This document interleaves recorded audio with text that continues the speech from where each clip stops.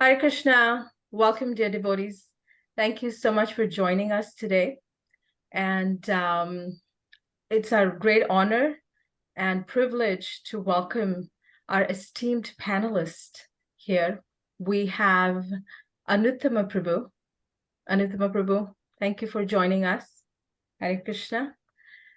Anuttama Prabhu, he is a great educator. If you have attended his communications course that he hosted at Bhaktivedanta College, he also serves in several different capacities.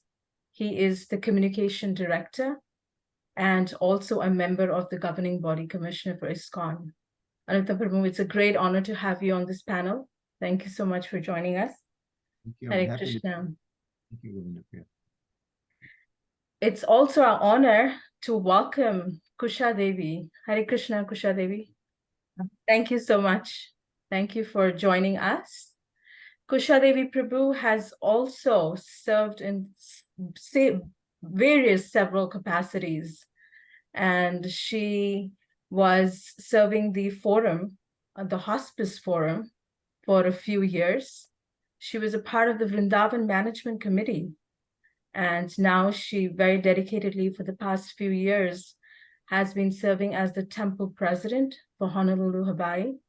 Thank you so much, Kusha Devi Prabhu, for making the time and joining us here. Hare Krishna. And our third panelist is Radha Prabhu. Hare Krishna, Radha Prabhu. Welcome. Hare Krishna. Radha Prabhu is a wonderful counselor and even with personal experience. And I've seen her work with women that are victims of domestic violence. She's a Howard graduate, and she serves for several years. She has been very dedicatedly serving the Vaishnavi ministry of ISKCON. And it's a great honor for me to have this conversation with our three very esteemed panelists here. So this is an effort by the Vaishnavi ministry to dedicate 16 days every year for some very, very crucial topics. And this year, our 16 days of activism is for safe families and stronger communities.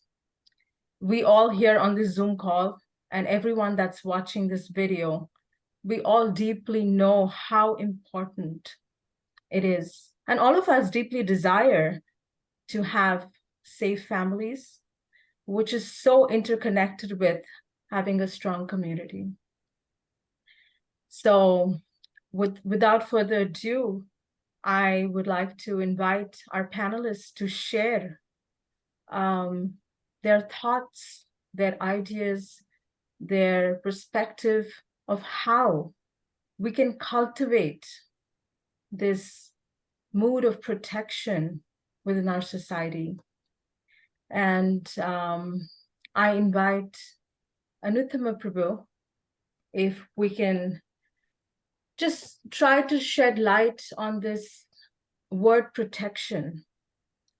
What does protection really mean for anyone? What does protection really mean? How do we even cultivate protection if we really don't deeply understand the meaning of protection? Thank you. Yeah, I just looked recently up online just to also see what exactly does it mean, protection. We talk about that term a lot in ISKCON, and it's in the scripture that we should protect, women, children, brahmanas, old men, cows. They're specifically illuminated. But I just looked up and it talks about protection means to shield from harm, to give shelter, to preserve, to conserve, and to keep safe. And I was thinking that when we talk about protection in ISKCON, I think we're going to get into this in a few minutes, how sometimes in the name of protection is completely turned on its head, and protection turns out to be some form of abuse or exploitation, which is so contrary, because if I'm actually understanding that if I'm protecting my children, I should keep them safe. If I'm protecting my wife, I should keep her safe. If my wife's protecting me, she should keep me safe. And I think just also when I think of protection, I think of you protect a flower in your garden. I have some orchids in our apartment. So I'm very protective of my orchids because they're very delicate and they're very valuable. And I have to keep them safe. I have to give them shelter. But that doesn't mean that I decide I need a glass of water, so the orchid has to have a glass of water. I want the orchid to grow this way, so I twist it or turn it. The orchid has its own natural inherent beauty. And if I'm protecting that flower, if I have a valuable painting, you protect something that's valuable. You put it in a place where it's safe, where it can prosper, where it can grow, where it really can kind of manifest its full potential. And I think that's something that we haven't emphasized as much as we should. And I think it's due to a lack of maturity, and we'll certainly get into that a little bit later. So those are some opening thoughts that I have on that term protection. Thank you. Thank you so much, Prabhu. Kusha Prabhu, would you like to add anything to this wonderful definition of protection that Anuttama Prabhu has highlighted for us? Well, I think that he's pretty much covered. Safety is a bottom line.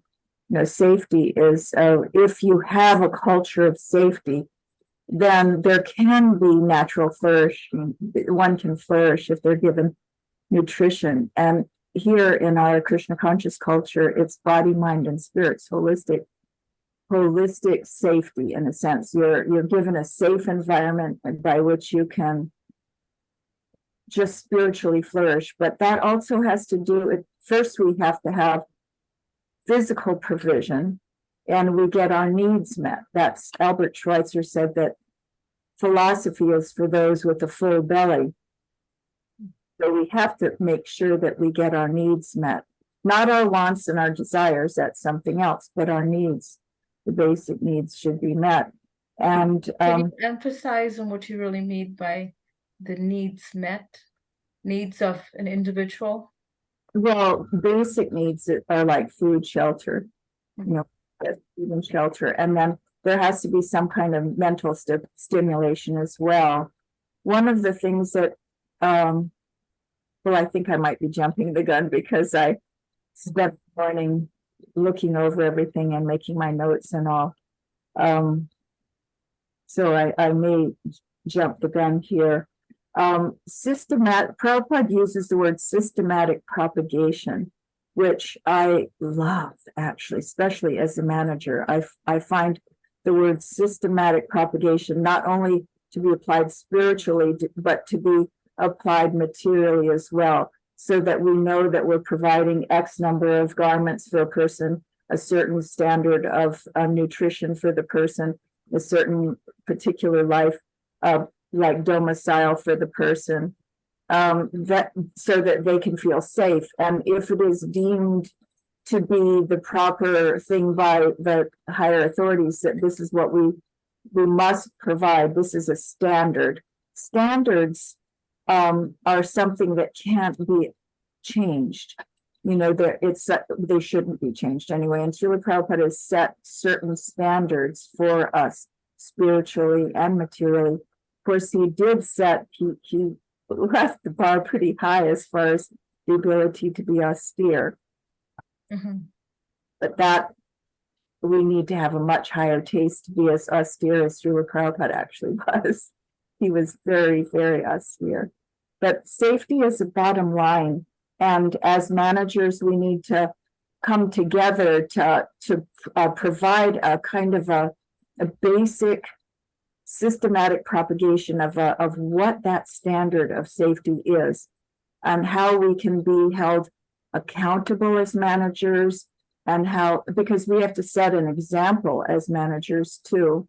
And I've seen that sometimes in India and different places, that managers were really good managers in some ways, but perhaps they weren't so fastidious in their domestic situation. And as devotees in positions of authority, we have to live an exemplary life.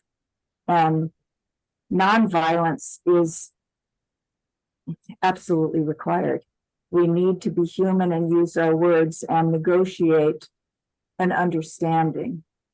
I'm so glad you brought out this point of, needs, basic needs being met. And we understand, there's needs of the body, and there's several other needs, mental protection, there's so many other protections.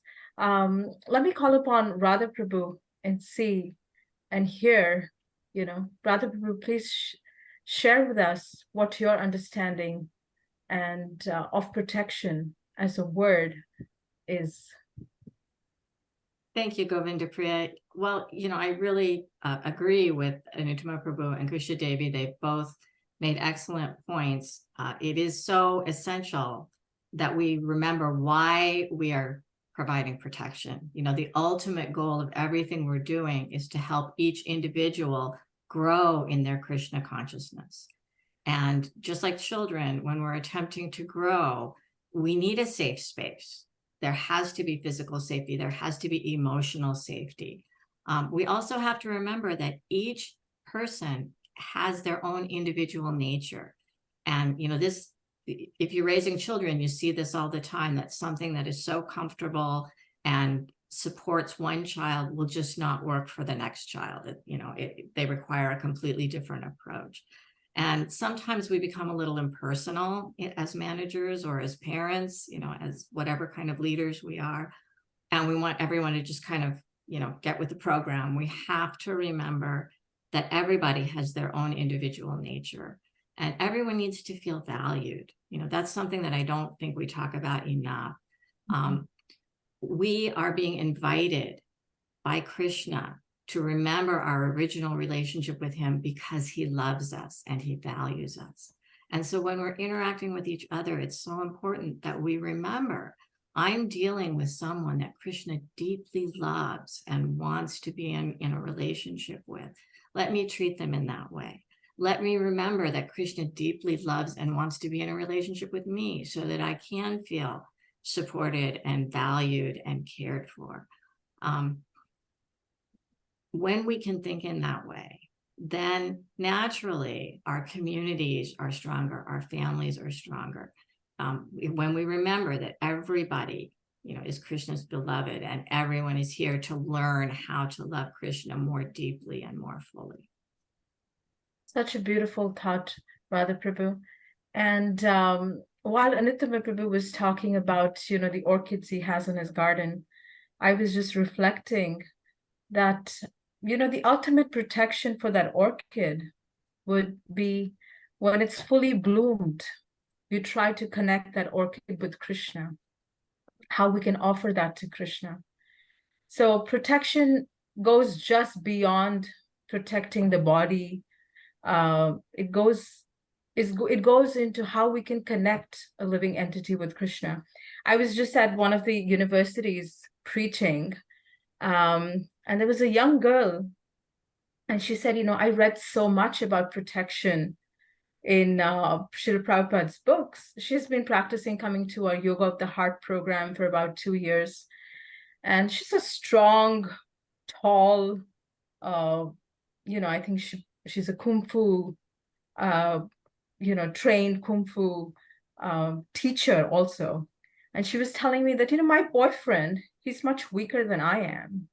What does really protection mean? Is he supposed to protect me? It's most of the time I'm the one that's like. And we sat down and we were reflecting. I said, protection is not just limited to the body. There is protection of your intellectual protection, your emotional protection, and how as leaders, the three of you serve as leaders within our society. How do you see, what role do you play to provide this protection or encourage this protection within our society, within our communities? What kind of role do you think you have as leaders to play, and we as individuals to play as members of the society? Radha Prabhu, would you like to start? Thank you, Govinda Priya Prabhu. we talk a lot, especially about the protection of women, right? And we often talk about how women are meant to be protected by their fathers, then their husbands, and then their sons. And that is a wonderful standard within a varnashram society that does provide shelter for women. As you point out, particularly important, and especially for women, is that sense of emotional safety. Most of us, if we're not given physical safety, if we're not given shelter, if we're not given food, at least as adults, we have the capacity to, say, I can't maintain this situation. I need to go out and, find these things. And most of the time we can do that. But emotional safety isn't always so easy to find, and again, it's that sense of, you are a servant of Krishna. What can I help you with that is going to bring you closer to Krishna? I think one of the pitfalls that we sometimes run into is we're so limited in our idea of who is supposed to be providing this protection. Absolutely, it is the duty of the parents to protect the children. It is the duty of the husband to protect the wife, right? But we're a society. We're not just a collection of individual families who happen to come to the same temple. We're a community. And that means that when, the people who are tasked with providing the protection can't provide it, we as a community have some obligation to step up. Srila Prabhupada repeatedly in lectures and letters to disciples emphasizes, particularly with respect to women, where the women aren't protected, if they don't have husbands, if they don't have, the natural protectors, it is the duty of the temple to give them, he said, you can create a convent like they have for the nuns where the women can live together. You have to make sure that they have what they want. There's one devotee from New Vrindavan, Mother Govinda Priya, who remembers her direct interaction with Srila Prabhupada, that she was in a group of ladies sitting in front of Prabhupada and he was speaking, when he suddenly turned and looked at her and said, do you have a sweater? Because she didn't have any wrap and the evening was getting chilly. And he turned to the temple president and said, this is your duty. You have to make sure that the women have what they want. And he specifically said, you have to ask them because they won't tell you. So this community duty to make sure that everybody has what they need is something that, as I said, I think we forget about. And as Vaishnavis, we can also provide protection to each other. And we tend to forget that as well. So many times in my life, my husband is a wonderful, emotionally supportive person. He's really good at that. But there have been so many times when the women around me, the Vaishnavis around me, have really embraced me when I was struggling with something, even as a young mother, just something as simple as getting enough sleep, right? And it's the Vaishnavis that have been there for me and really helped me feel like I'm a part of this community. I'm valued. I have something to offer. And that has made my experience of Krishna consciousness so much better. And when sometimes I have difficulties, as we all do, it's that love and support that helps remind me that, no, this is where I need to be and this is what I need to be doing.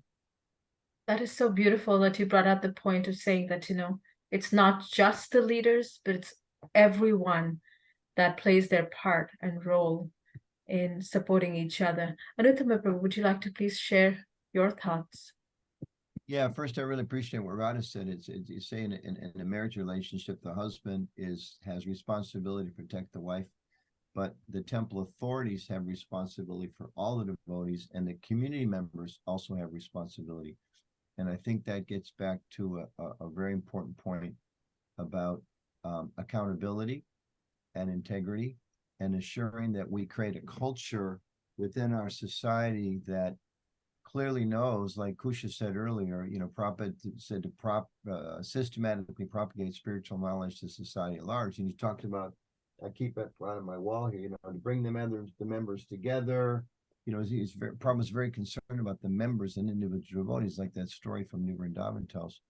So I think that's very important, because sometimes we've seen historically when devotees feel they can't speak up, even if they observe a situation where children are being protected, or women aren't being protected, or brahmacharis aren't being protected, whatever, it doesn't matter what kind of body you have, that it's not only the leader's responsibility, but it's the responsibility of individual members of ISKCON to do what they can to protect, and at least to bring it to the attention of the leaders, because sometimes the leaders don't know. I mean, we know we have a wonderful culture, wonderful philosophy, so many great things that Prabhupada gave us, but we still are yet developing the structures. And oftentimes the leaders have so many responsibilities, they're a little blind to this or that, whether it's an opportunity or a challenge. So we shouldn't feel like, as members of the community, if we see a problem, it's not our duty to speak up, because it is our duty to speak up when there are legitimate concerns. I wanted to just talk about just a slightly different thought that I had just before the session. I was thinking about, Kusha mentioned Prabhupada's 7 purposes. I was thinking about the 10 offenses to the holy name. And when you think of all the different ways those could be ordered, you know, I mean, you know, to chant it attentively is kind of like an add-on, and we all know how important that is. And you know, to commit sinful activities, and to, you know, to not follow the orders of the guru, it said those are heavy duty responsibilities we have. But the first one is to not blaspheme the devotees who dedicated their lives to propagation of the holy names of the Lord. Wow. Which is more or less anyone and everyone who's part of ISKCON is dedicating at least a part of their life to spread the glories of the Lord. And I was just thinking, well, if it's an offense to just blaspheme those people, what's the reaction if we unduly criticize those people, or don't give proper facility to those people, or physically abuse those people? What's the offense there?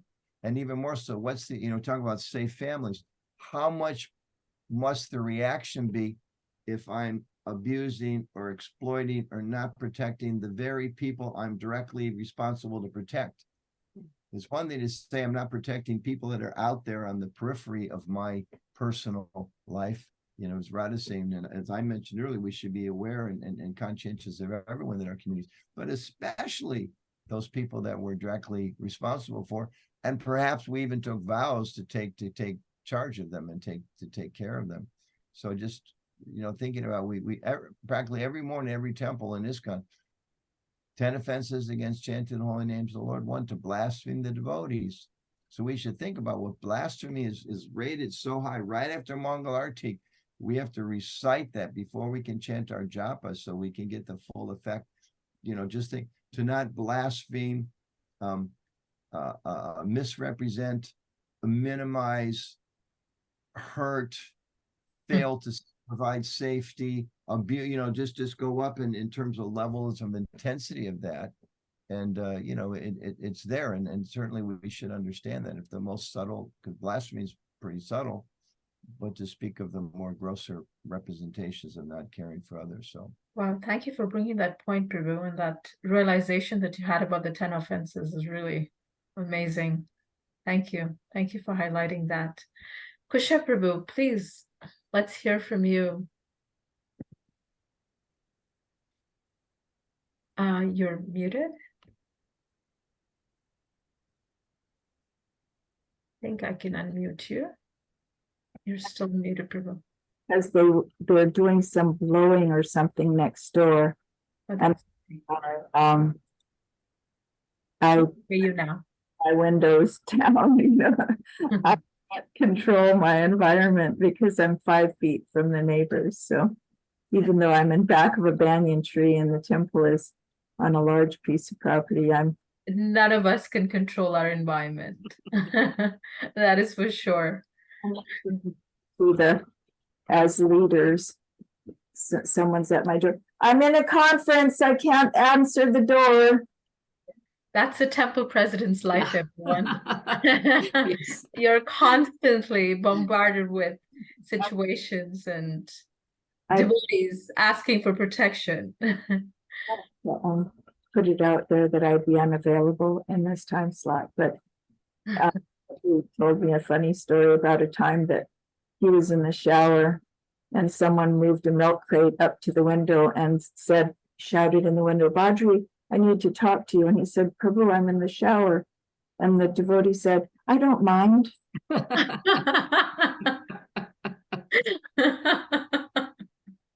we are the servants of the servants in leadership capacities, and we're constantly trying to organize and reorganize and resituate. And as you were talking about the individual situation, it isn't one size fits all. We think that a certain facility that would be suitable, and even facilities that we accepted as young devotees they're no longer considered acceptable to have 8 girls in a room like we did when we were young girls. And back in the old days, it's like one of those historic talks about we used to walk 25 miles in the snow, that it's just not the same nowadays. So we have to, it's kind of a dance with the devotees to see what works for them. And part of that is, and it's one of the things I'm having a hard time with, because I don't have a proper downline set up right now. It just hasn't been my karma in this COVID situation to have a kind of infrastructure below me. And so I'm wearing all the hats, and those hats are sometimes police officer type hats. So it's difficult, but this is something that is important as a leader, to actually be a safe person in which they can speak their truth to, and be non-judgmental, so they feel safe enough to reveal their mind. It's one of the expressions of love, when you feel a person is accessible and you can reveal your heart to them. And like, there's one girl whom I really was praying hard that she would be married to a particular boy that seemed so suitable, and they spend all their time together. And I was super, super hard, like, because I'd already talked to him twice, and they basically do all their service together. And so I was working on making an arrangement that seemed entirely natural, and she was willing for, very willing, and he was fluctuating on it. And there's so many little idiosyncrasies. I stay in a state of prayer in regard to the happiness of the devotees in the temple. And because I have to wear too many hats, sometimes they look at me, and because there's 2 parts of me. There's Kusha Devi Dasi, the human being, the person who understands so much and has seen so much, and could really, and has bent the rules to accommodate devotees, because I see they have value. The other What side, I hear from you, Kusha Prabhu's, is the need for communication, yes, right? And Radha Prabhu emphasized the same thing, yes, the need for communication. Like, if the women are not going to ask, the devotees are not going to ask, the temple president needs to provide. And Anuttama Prabhu also emphasized the same thing. Anuttama Prabhu, I was just reflecting on what you mentioned in terms of, the first offense, to blaspheme the devotees of the Lord. It often happens, and it's also been my experiences to having joined the temple as a young girl, that many a times, Vaishnavis are not even seen as fellow devotees.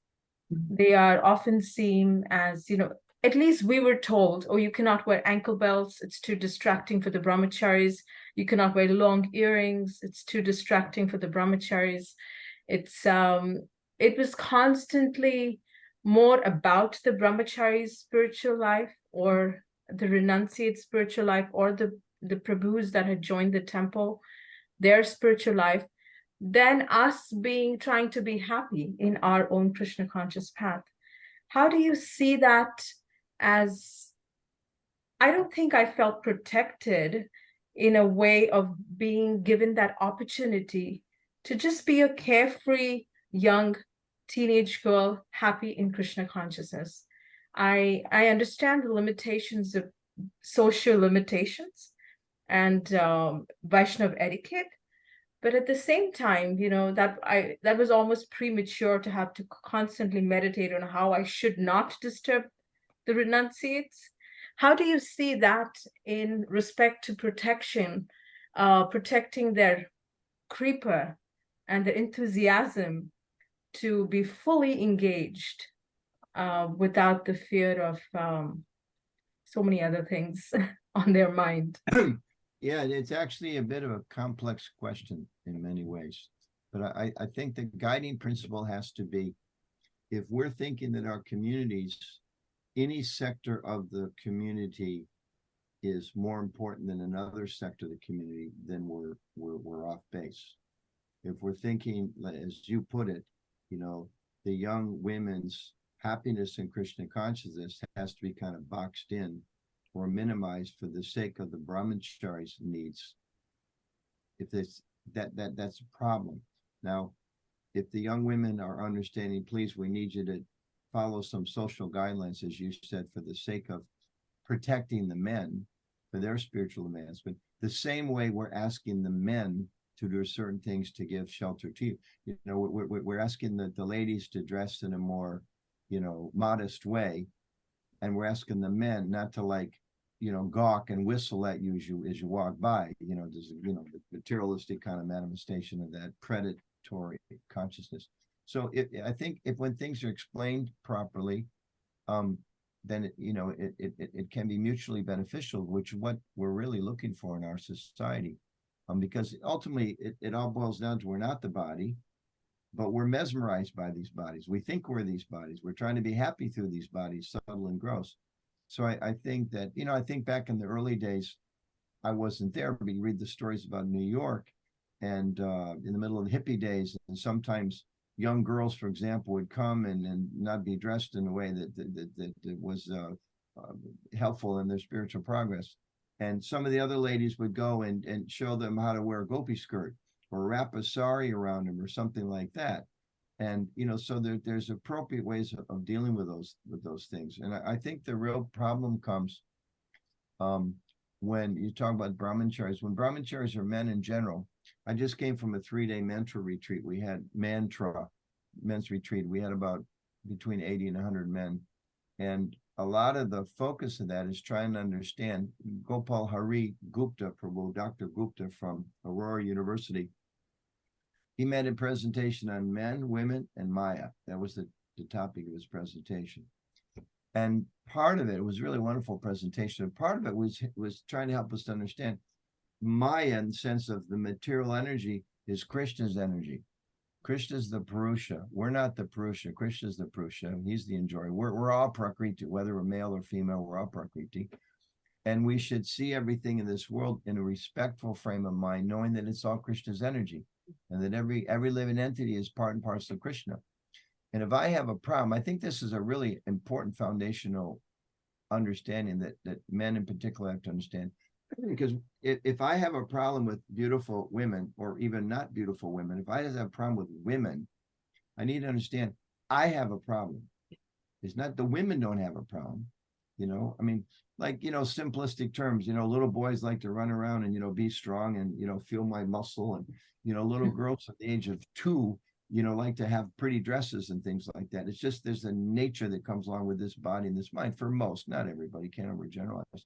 But, a man has to be trained in Krishna consciousness to understand that she is not the problem. My inability to see her as a spirit soul, as a devotee of Krishna, and to see a person as possibly an object of my lust, that's the problem. The lust is the problem. The object is not the problem. Whether it's, a Ferrari or a beautiful girl or, electric guitar or, whatever it is, the problem is not the guitar. That can be used in Krishna's service. The car can be used in Krishna's service. The woman is meant to be used in Krishna's service. They're meant to be in Krishna's service. So the problem is here. And I think that's something that's really important for us to kind of express and train from the very beginning.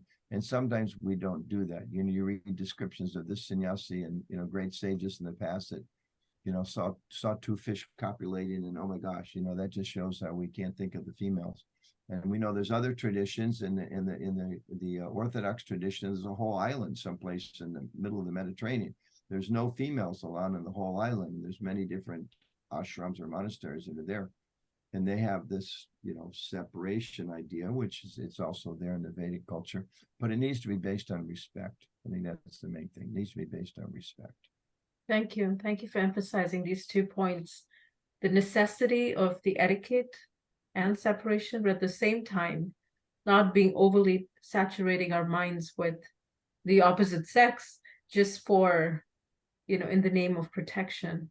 Thank you. Yeah, just to say, I'm the only male here. I mean, do you feel protected, Prabhu? We need the protection of the ladies. No, we need the protection of the ladies. We need, when some young girl walks in, as maybe she hasn't been trained according to our culture, or whatever. She's expressing her power as she wants to through her physical expression, or the tone of her voice.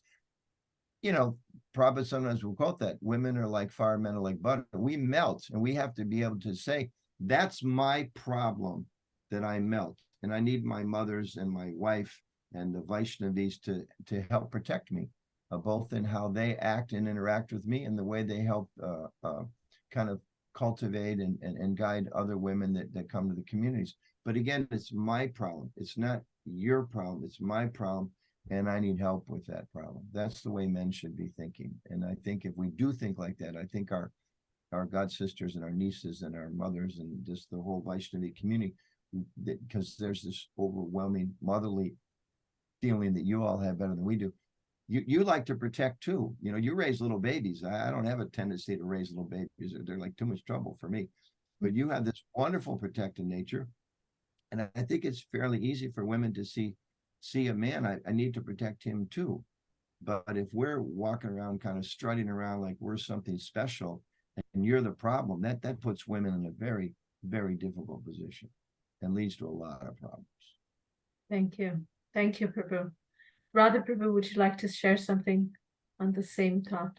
Yeah, the thread of this conversation got me thinking about emotional intelligence and having the emotional tools to deal with our own situations. I think one way that ISKCON has failed to protect men is by putting an overemphasis on celibacy, in making celibacy some kind of status symbol, and kind of giving, especially young men, the impression that if they were doing Krishna consciousness correctly, they would never feel an attraction to a woman.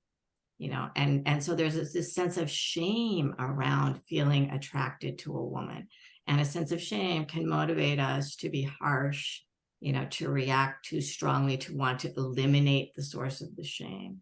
Whereas if we, were more realistic and understood that, yes, of course you feel this attraction, it's natural, everybody feels it. The question is, how do you cope with it?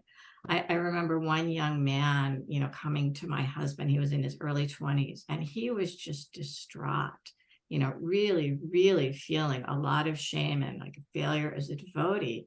And he said, I just can't stop, seeing the brahmacharinis, and, they're so beautiful, and I can't stop thinking about them. And I remember my husband just kind of laughed, because it was like, well, welcome to being a human being. Welcome to being a male in your early 20s.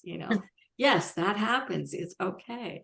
The thing is, don't flirt with them.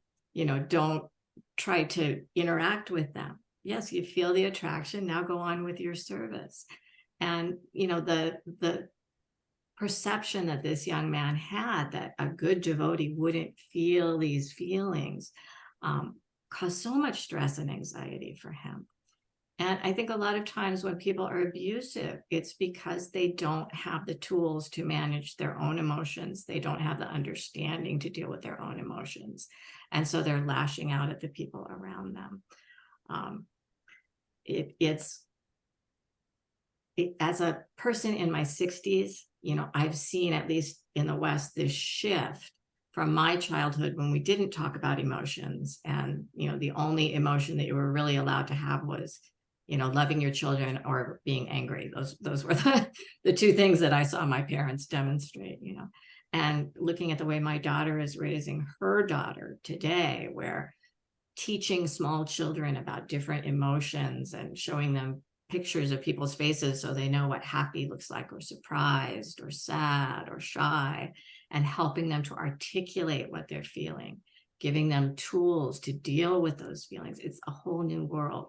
And I really believe that this is part of what we need in ISKCON if we're going to create a culture of protection. We have to teach devotees how to recognize what we feel and how to deal with it. Radha, are you suggesting we need to send all the men back to preschool? I think we need to send the ladies too. I don't think it's just the men. I think we all need a refresher on what I learned in kindergarten, right? Everyone can use a refresher, for sure.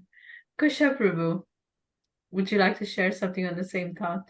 Yes, I like what you said about the tools to deal with our emotions. Radha Dasi, you mentioned that. And so I think as even when we're giving class, a lot of times I'll give little, like we had one, the Padasevana, I called it the Padasevana verse. Lord Shiva was meditating on the lotus feet of the Lord. And so therefore his anger towards what had just happened with Daksha was completely subsided. And so little exercises that we can do to deal with our emotions that are Krishna conscious, like Padasevana, like, oh, I'm feeling this dreadful emotion. So, and it's coming up for me. So I'm going to take shelter of the lotus feet of the Lord. Mr. Rogers, I got to say, Mr. Rogers, he really taught the first thing is accepting that we have emotions, being comfortable with the fact that I do get angry, I do get sad, all of these things. I mean, I think we should all watch that little Mr. Rogers thing, because he really had this very safe, his main thing was safety, that you could feel your feelings. I for myself, I remember in ISKCON in the old days, and we were old hippies, so we kind of felt like we only could be in bliss all the time. That was it. We weren't safe if we were having anything else but just bliss all the time, 24/7. And that's what we were really striving to do. However, we have all of these things, and even lust is natural. So if we just, it's like the Buddhist philosophy, life is suffering. And as soon as you accept it, it's not so much suffering. So as soon as you accept that, okay, I have lust, and I just accept that this is going to be there. Acceptance is a big thing to just create safety. Okay, I'm comfy with it. This is natural. I don't have to get all guilt tripped about it. I don't have to club myself over the head, hold myself hostage to posing to a standard that isn't me. I have to be genuine. It takes a lot to be safe enough to be genuine and to accept all of these human experiences that we're going through. And the whole gender issue that, dealing with, we're not this body, it's really Vaishnavism 101 is we're not this body. So it takes the gender right on out of it. If we're not this body, that body, whatever body, we all have souls. So it takes a bit of preaching. And I also liked what you were saying in the beginning days, they used to just throw a dress on me because I was going to college and in Hawaii, and you were riding bicycle. So you were wearing the shortest short thing you could wear. And here in Hawaii, not very well clothed. And I never even thought twice about it. They just tossed a dress on me. And while I was there, I wore the dress. So it does take ladies to help the ladies. And even my mind as a lady, I look at the beautiful things. So I don't want to be distracted. Krishna is the most beautiful. And so it isn't even a gender issue. Nowadays, it isn't a gender issue, even at people, the whole gender thing has gotten so confusing. It's really about desire and sex desire and urges that we have to just accept. Wonderful. Thank you. Thank you so much, Kusha Prabhu and Anuttama Prabhu and Radha Prabhu. Such wonderful thoughts. Did you want to add something? I did. I wanted to add something about the way ladies dress, because I think it makes a good point about how we protect people.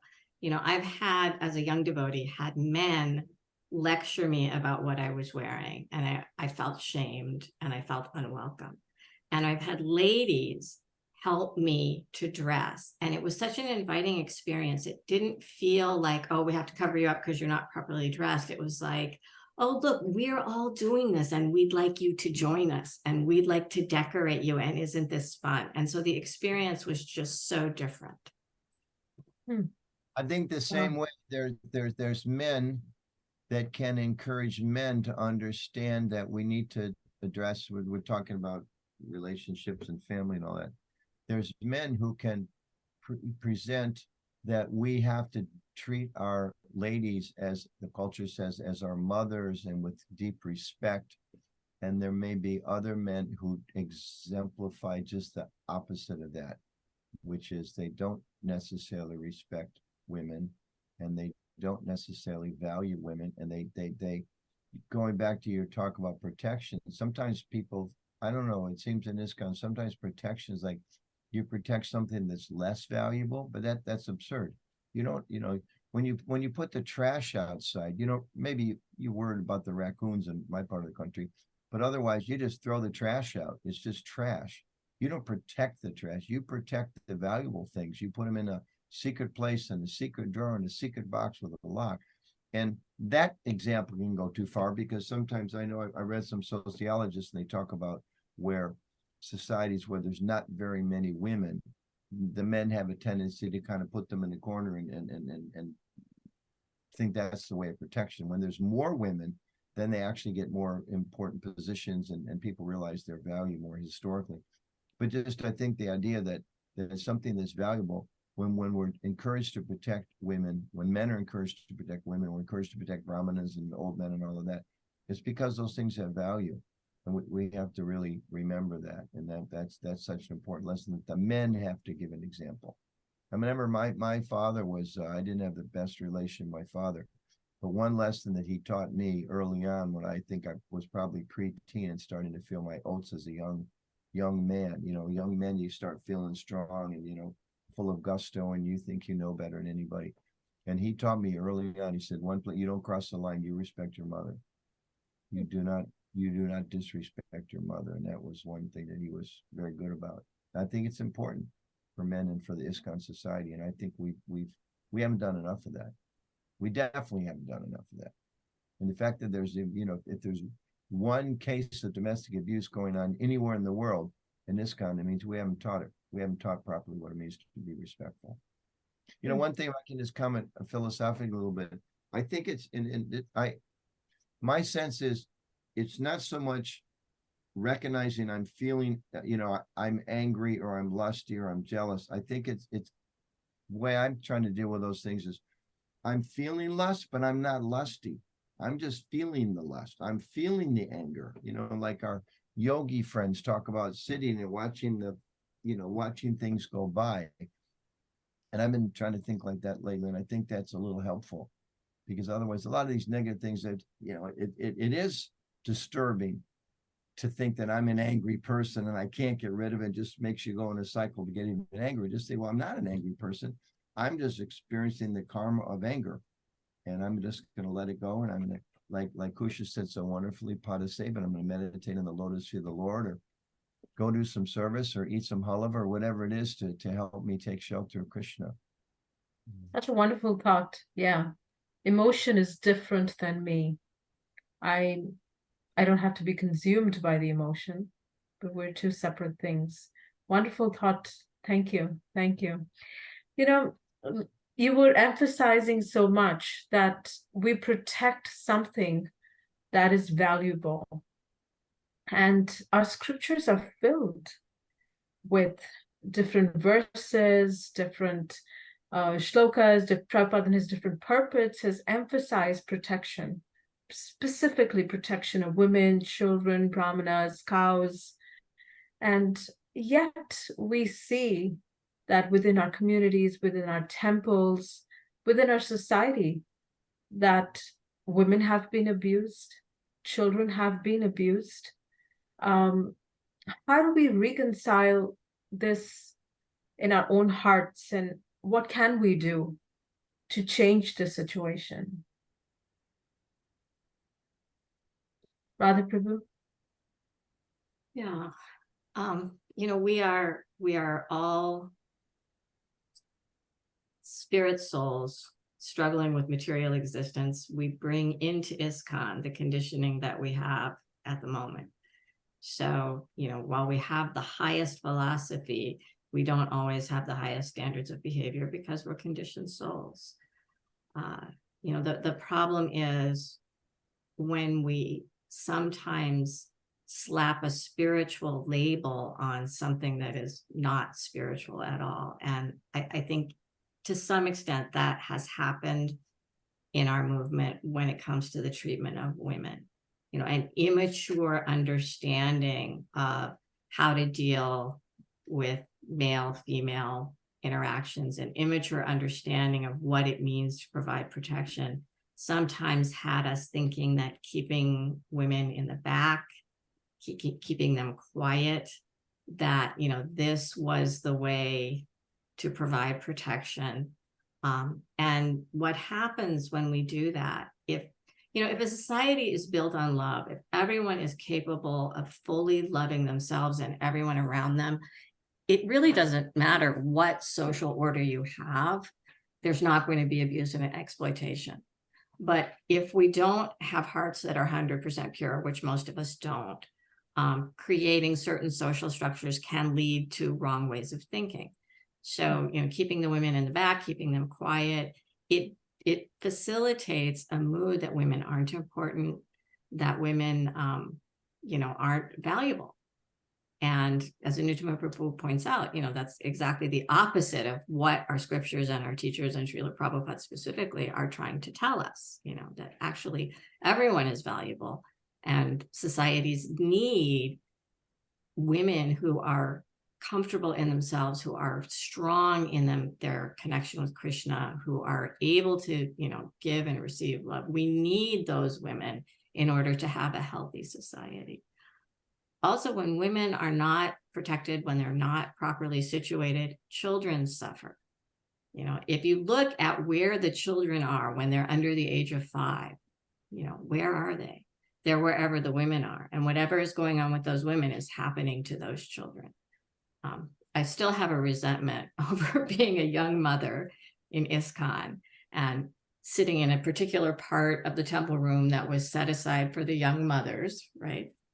And when the prasadam was served out, they always started with the brahmacharis and the sannyasis. And for some reason, I don't know what was going on, whenever we had cake, there was never enough cake for everybody.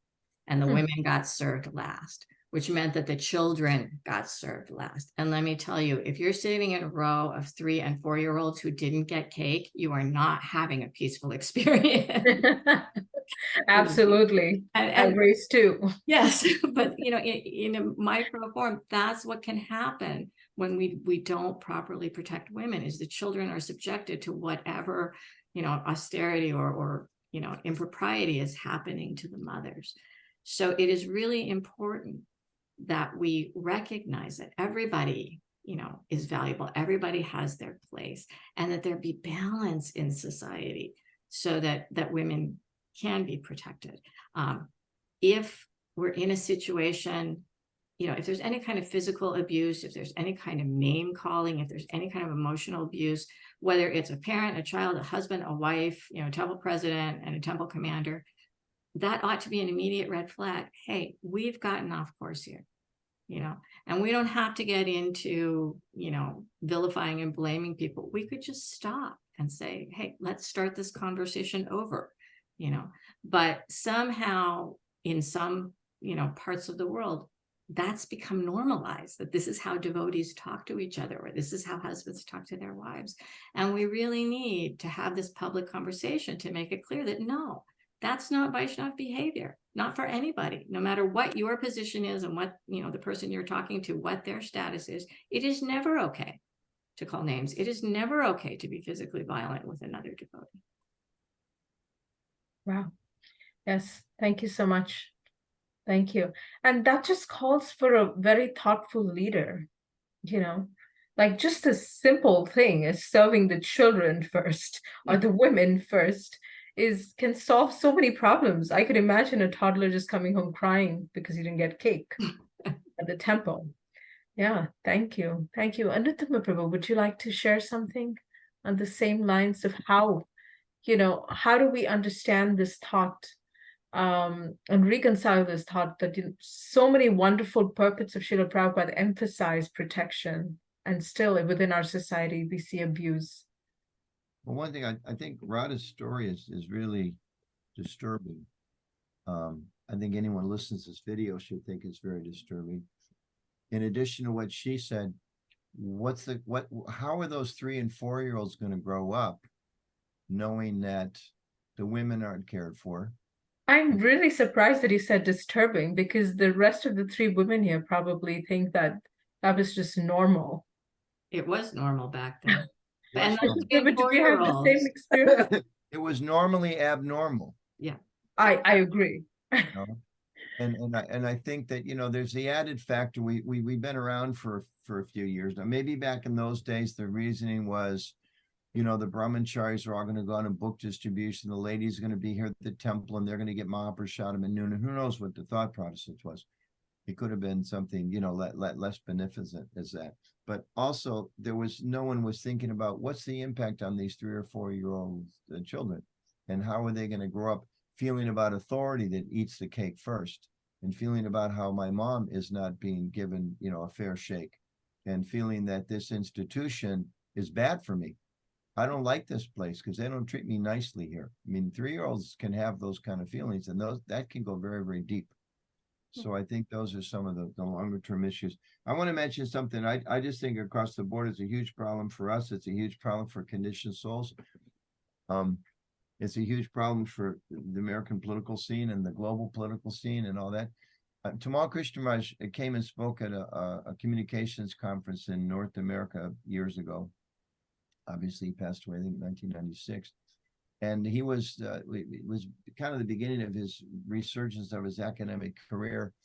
And he came and said, the first thing we need to do is stop thinking we're God's gift to mankind. Of course, it's a very common expression, but it was so refreshing to hear that.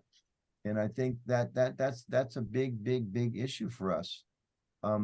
In part because we do know we have a wonderful culture and a wonderful philosophy and kirtans that are ecstatic. And I mean, there's so many aspects of Christian consciousness, like Radha Das was saying, that are so highly developed, but socially we're not so well developed. Institutionally, structurally, we're not so well developed. But the problem comes is there's this sense of arrogance that comes with being a religious person, in the sense that I know everything that I need to know, and an unwillingness to learn from others. And we talk about in communications, trying to understand the needs, interests, and concerns of others. But sometimes we can become even a little hard. Prabhupada talks about this, and the Bhagavatam talks about this. One can become a little hard-hearted through the practice of spiritual life. And we really, in Bhakti, we're supposed to become more soft-hearted. So I think that's a really critical thing. If we're making spiritual advancement, then we should realize how much we don't know.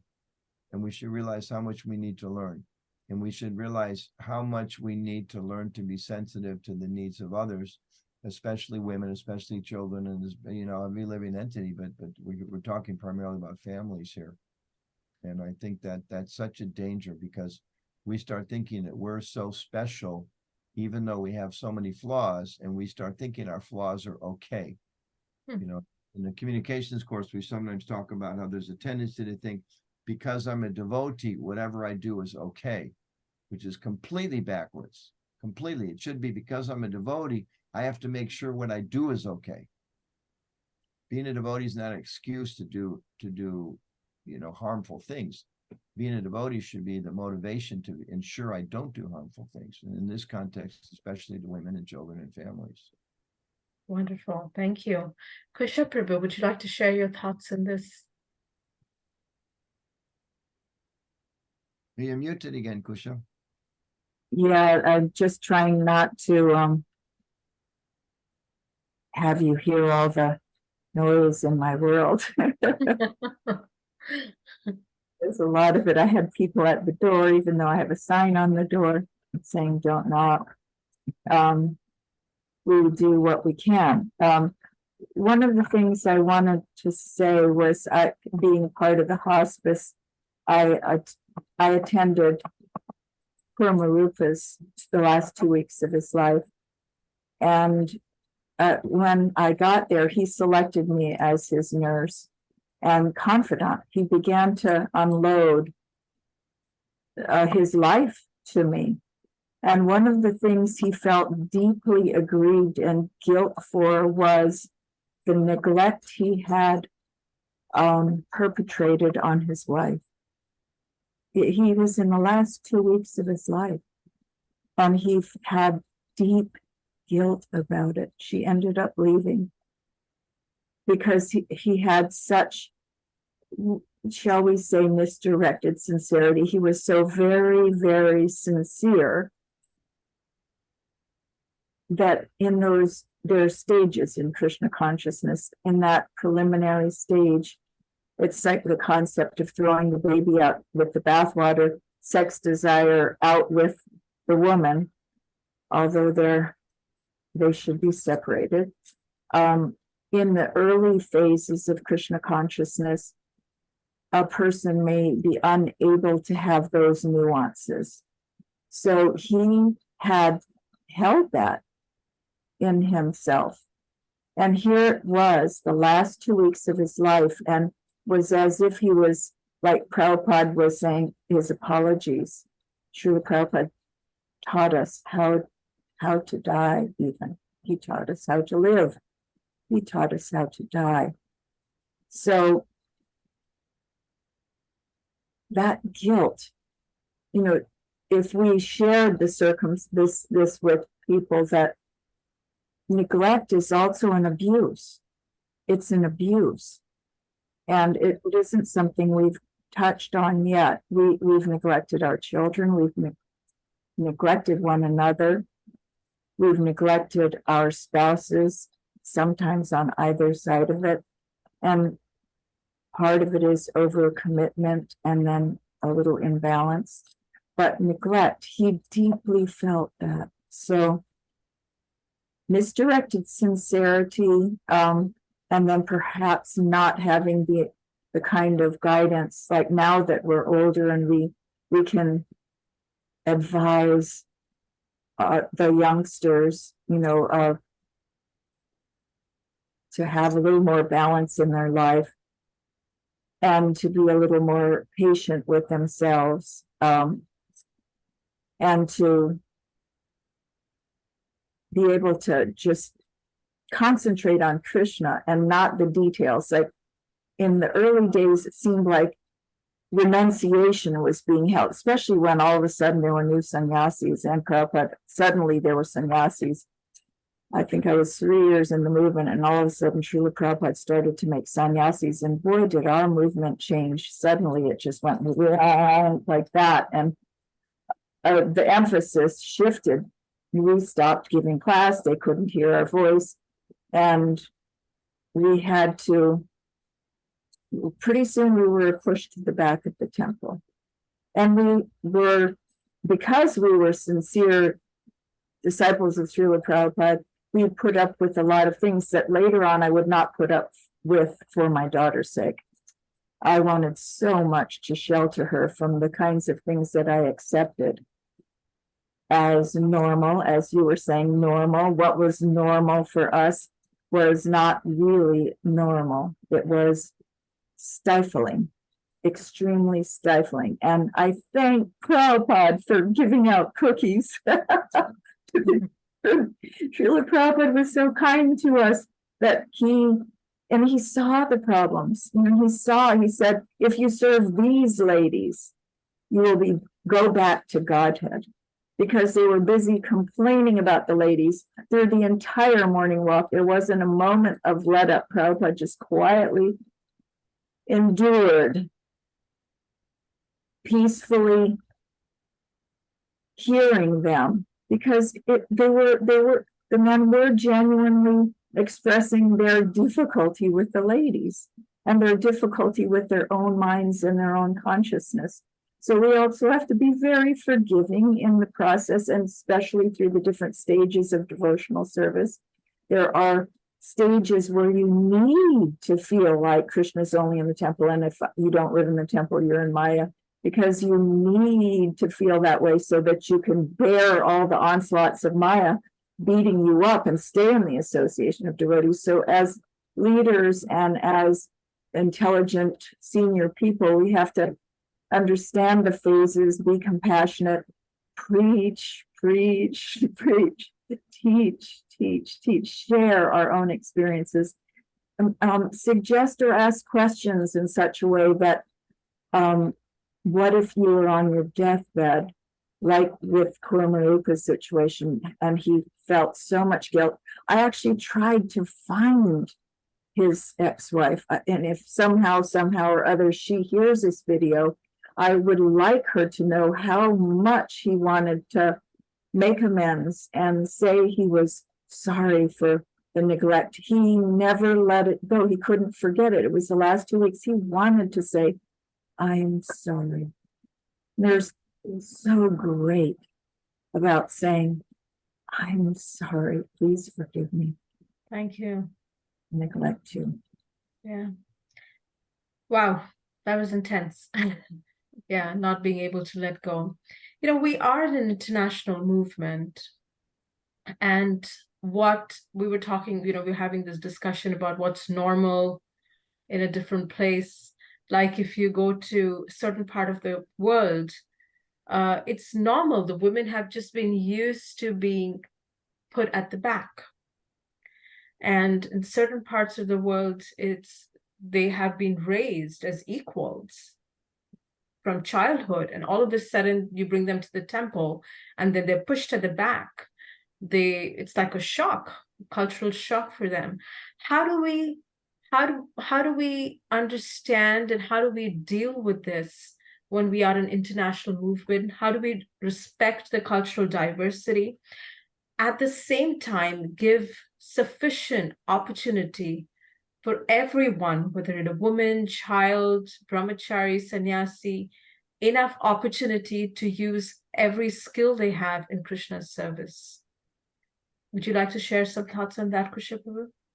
Well, in Vrindavan, because I was in the management, they often would bring me into right before festivals, because the brahmacharis called, it was called the marriage mela during Kartik. And they called certain avenues at the temple Prem Gully. And they would bring me in to preach to the brahmacharis, because culturally in India, if you smile at a man, that's considered huge. Come on. And culturally, to smile at a man for a Westerner is simply polite. You're just being polite only. So there's a cultural confusion. So I would come in and I would explain to them that these situations, and just say, please understand that they're coming from different backgrounds, and you need to respect that and not take for granted or assume something that is going to get you into big trouble. They're in India, it's not uncommon for a person to walk right in to your house without knocking. In America, that would be considered the height of arrogance. You don't just do that. Even in your own personal bedroom, people would walk right in. I had Brijvasi staying with me for 4 months, and they would walk right in to my bedroom. And sometimes I'd be getting a B12 shot or something embarrassing that I felt uncomfortable with. So culturally, we have to understand there's very big, unique attributes to the social norm, what is socially normal. And one of the ways of just dealing with that, Prabhupada made it real, it was simple. Separation of the sexes, just real simple. And in my personal experience, I used to play volleyball in a co-ed volleyball situation. And generally, when there were men and women playing volleyball, the men would run over the women to get the ball because they never thought they were going to get the ball anyway. And so you just learn to sidestep them, get out of their way. And then I was in an all-women's volleyball league. Oh my goodness, I used to spike the ball, set the ball up. I did all these things because I was in an equal playing field. And I excelled considerably in an all-woman situation. So setting up, it doesn't necessarily mean it's a bad thing to have separation of the sexes. It can be quite empowering because there's a large amount of equality, and we don't just have these. This is in the Western world, habituated way of just stepping aside. And I'm an eldest child and of all girls, so stepping aside was a learned behavior that doesn't have anything to do with Krishna consciousness. And that's even in the Western world, what to speak of Krishna consciousness. So one of the ways in which Prabhupada very artfully dealt with it was to give us the separation of sexes. We may not have appreciated it in our youth, but as we get older, we could really say, hey, this has actually got some convenience to it and some practicality. Hare Krishna. That was a wonderful example you gave about you playing volleyball. I could totally see you saying that and doing that. Radha Prabhu, please share your thoughts. Yeah, I appreciated Kusha's point about, accepting that there are going to be cultural differences, and appreciating those cultural differences, because we do come from vastly different backgrounds, and there's no reason for me to expect that, social rules are going to be the same on the other side of the world as they are where I was raised. But I think that the core principle really is, as both Kusha Prabhu and Anuttama Prabhu have mentioned, is respect. That where we treat each other with respect and where our relationships are based in loving each other as Krishna's devotees, then, where you're standing in the temple, exactly how you manifest your service, yes, that may vary from place to place. If you're in a community where women have traditionally stood in the back, it's not necessarily the right move to artificially try to create some physical notion of equality in a community that isn't going to value it. But if people are standing in the back, if certain people are standing in the back because they're considered less than or less important, or their needs aren't being met, that's something else entirely. So we really have to focus on understanding who we are in relationship to each other. Nobody's better than anybody else. Nobody's a more valuable devotee than anybody else. Every devotee is valuable to Krishna. And I really liked what Anuttama Prabhu said about, being aware of the needs, the interests and concerns of all of the constituencies, and making sure that everybody has that opportunity, like Kusha Prabhu was saying, to be empowered and get their turn, to spike the ball. I know as a Vaishnavi, I really value the Vaishnavi only spaces. I really value, the programs where I can be with all of my ladies. There's a special taste there that I don't get when I'm in a co-ed kirtan or a co-ed sangha. So we can definitely lean into those things. But the most important thing is making sure that nobody gets left out, that nobody gets left behind. Wow. Yeah, absolutely. I share the same thought.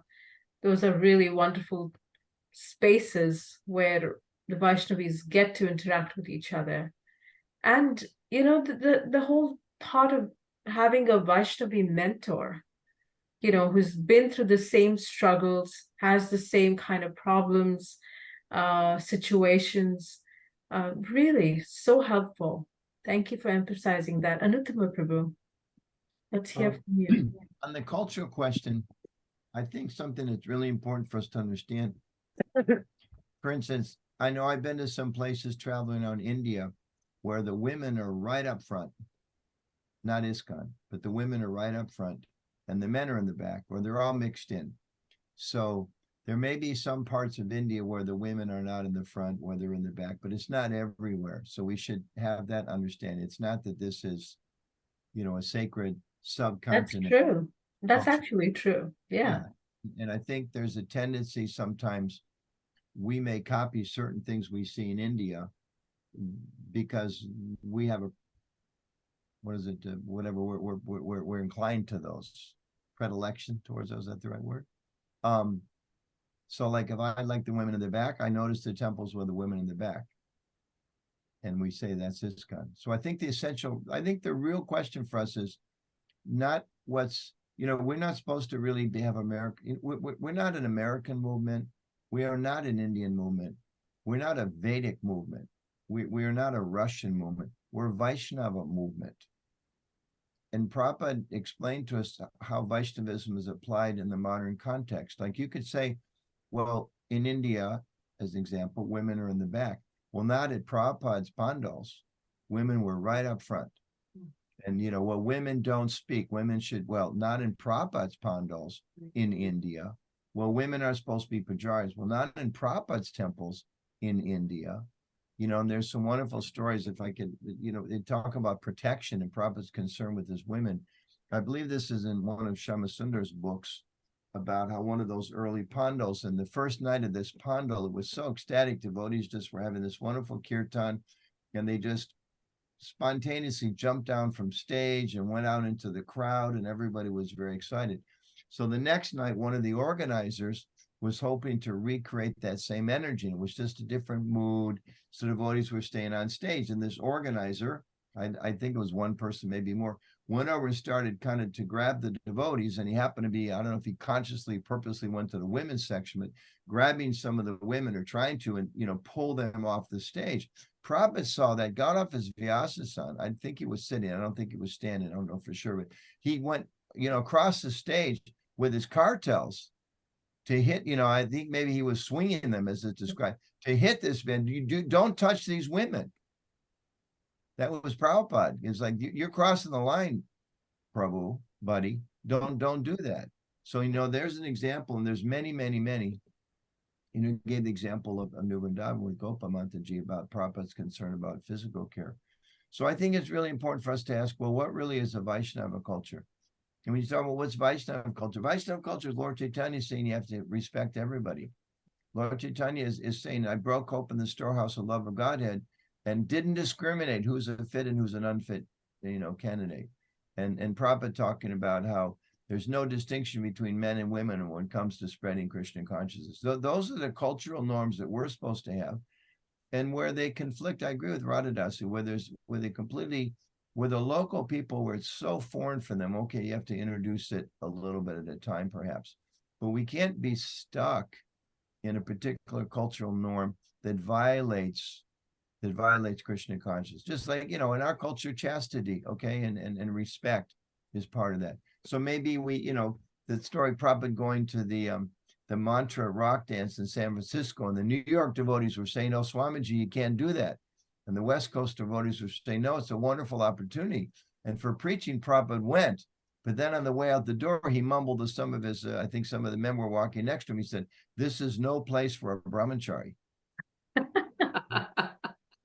He went there, to teach and to preach, but at the same time, it's like, this is a little wild, and if these people get involved with us, we're gonna tone it down a little bit. And at the same time, New York, 26 Second Avenue, people bring in, insides of pianos, and they're playing that as part of the kirtan, all that. So I think the really essential thing is what's Vaishnava culture, and it's not, is this American culture, Indian culture, this or that? Is it Vaishnava culture?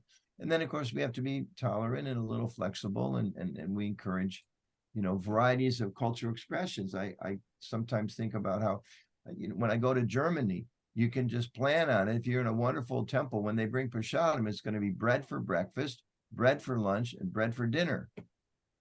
It's just the way it's going to be. And if you go to Bengal, it's going to be rice practically for breakfast, rice for lunch, rice for dinner.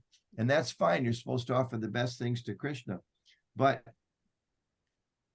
that culture of variety can be there as long as it doesn't violate the essential principles of Vaishnava culture, which are, we give everybody the opportunity to serve Krishna. We welcome everyone. We don't discriminate. You know, we make sure that the every one member of our community is protected and encouraged and enhanced. So those are some of the core Vaishnava principles.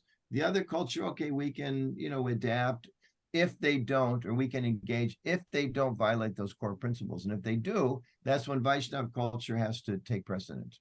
And I think that's sometimes where we make a mistake on that. And that some very, very big problems have come because of that. And I just want to put in a little plug just briefly. The Grihastha Vision Team, I'm not active these days. I was a member years ago. They have wonderful courses for marriage, for premarital training and marital training and later in marriage training.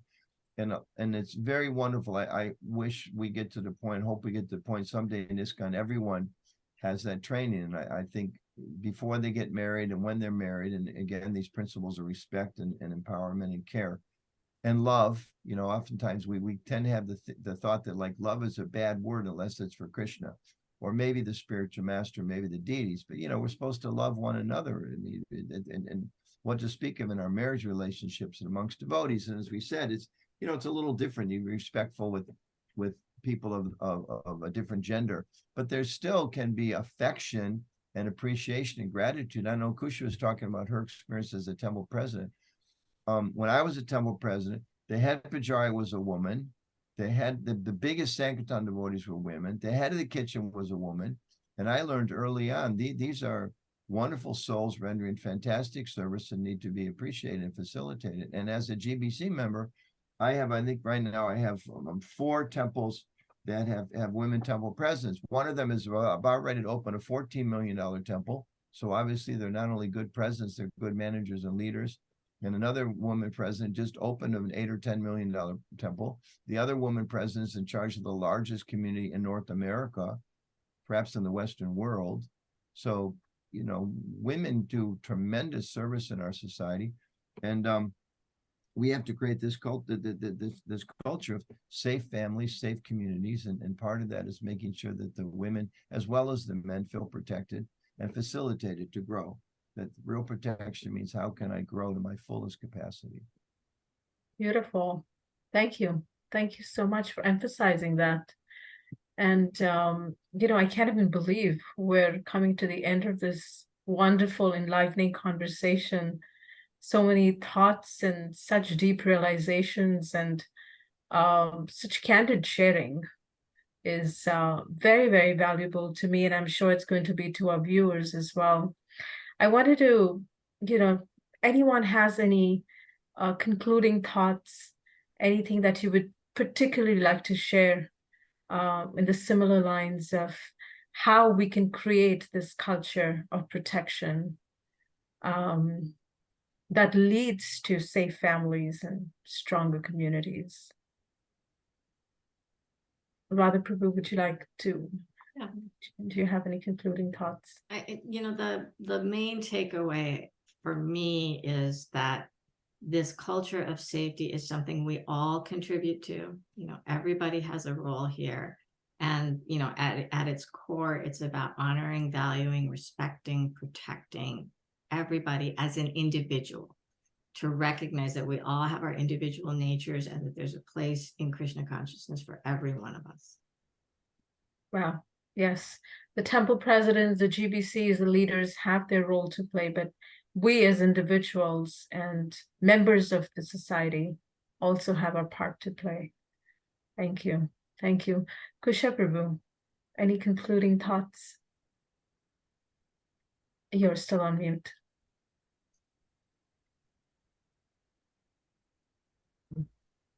Respect. Yes, respect. Cordially interacting with one another, never using violent speech because it erupts into negative emotions and can even, the first time I was temple president and at the turn of the century, I broke up more physical fights than I had witnessed in my life. But I was so shocked. So violence is never an option As humans, we teach our children to use their words, to talk about their feelings, to become safe in themselves first, and to teach about and preach to ourselves as well as others about our relationship with Krishna and how that mirrors itself in its relationships with others, that we wouldn't want to think. I mean, myself, I even made a vow one year because I used to be hard on myself in my mind. And so I realized Krishna was witnessing that. Krishna was seeing how hard I was on myself. So I wouldn't have spoken that way to anybody in real life. And Krishna was having to be the witness to the way that I was speaking to myself. So we have to start speaking to ourselves with respect. This is a process of self-realization, and it starts right here with my relationship with Krishna, and then how I can relate to others. And that has to be with some love and respect for devotees. Wow. You can't serve with an empty cup. So fill your cup with self-care and then share. Anuttama Prabhu, any last thoughts? Lot of things are rushing into my brain. And first of all, thank the three of you. I was learning a lot. I was trying to think about what do I say next, but you kept saying such good things. I just was pulled into listening to the really, really thoughtful thoughts, which leads me to this thought. It's a shame that there still may be, and I think there are places in the International Society for Krishna Consciousness where women are not allowed to share. They don't give classes. They don't share their realizations. They don't share their memories of Prabhupada or what they did as a new devotee or what it's like to have a 3-year-old kid in the back of the room who doesn't get cake. And I think that's very unfortunate for our society. It's unhealthy. It's absolutely unhealthy. And it's harmful. Radha's point, and about how we need each other really strikes me. And I think, again, I think the root of a lot of our problems, it gets to arrogance. You move in the temple and after a week or a year or 5 years, you think you're there, or you become, the day they let you put on saffron, or the day you become the assistant to the president, or the day the guru says you were good on books, goes right to our heads. And we forget to understand that we really need each other. Prabhupada didn't say this was like the Krishna conscious. He didn't just say Krishna conscious movement. We use that term, but he named it the International Society for Krishna Consciousness. And society is a big word. Radha talked about that a lot, and Kusha did too. It's a big word. And I go to New Vrindavan sometimes. I mentioned I was just there for this men's retreat. And sometimes when you're in West Virginia, you get to hear country western music, and when you stop for gas and things like that. And there was one song that struck me a couple of years ago. I don't know the whole thing, but it's just the person who's singing is saying to his significant other, "I'll be strong and steady, you be soft and sweet." And it just really struck me. It's a little bit of a generalization of male and female qualities, but it just, the recognition that I can bring certain things into the world. I may be better at certain things, but I need you because you're better at other things. And men and women, I mean, it's not like somebody came along in Kali Yuga and invented women and men. It was like Krishna's plan executed through Brahma in the very beginning. It's there in the spiritual sky. All of our paintings are Krishna, the gopis and the gopas and the cowherd women and all of that. So it's part of God's design, and we enrich each other. We need each other. And we know, look at some of the negative stuff. And Radha mentioned this earlier on. The problems of child abuse that we've had, I'm convinced, are largely due to the fact that women's voices were stifled. Because I think that women, if they had more ability to speak up, we would have paid a lot more attention to the dangerous state of some of our kids not being protected properly. So I think across the board, we need each other. We need sannyasis. And we need brahmacharis, and we need brahmacharinis, and we need vanaprasthas, and we need grihasthas, and we need each other. It's not easy to become Krishna conscious. And I think the more we realize that the diversity that's there is a strength and not a threat, then I think we realize that, boy, we need to protect each other because Vaishnavas are so valuable. Vaishnavas. Such a beautiful, beautiful thought. It actually reminded me of something my grandmother would say. You know, in Hindi, you have these words, Shriman, that's how you address a male, and Shrimati is how you address the lady. So I think I asked my grandmother once, what does Shriman mean? Man means respect. And Shri, so my grandmother would say, Shriman is a person who respects his better half as much as he respects himself. Mm. That person is called Shriman. Beautiful. Nice. And I said, what is Shrimati then? Because that's how you address a woman. And Mati means intelligence. And so she said, Shrimati is a lady who has enough faith in her husband's intelligence as much as she has in hers. Mm. And that lady is called Shrimati. And that's how they complement each other. I thought that was really beautiful and in similar lines to, you know, what you were addressing. So I'm walking away with this feeling that, you know, there is a problem. You know, there is a problem. We see abuse and neglect. The need for protection is there. But if each and every one of us do our part, you know, be the change that you want to see. If in our own area of influence, in our circle of influence, if we can create that respect that Radha Prabhu emphasized, the care that Kusha Prabhu emphasized, and the opportunity that Anuttama Prabhu emphasized for every person, every devotee that walks into our temples and our communities, we're headed in a very beautiful community. You know, this exactly what we're talking about, creating this culture of protection, strong community that is based on the principle of love, respect, care. So it's really been my great honor to have this conversation with some of such wonderful, experienced leaders in our society.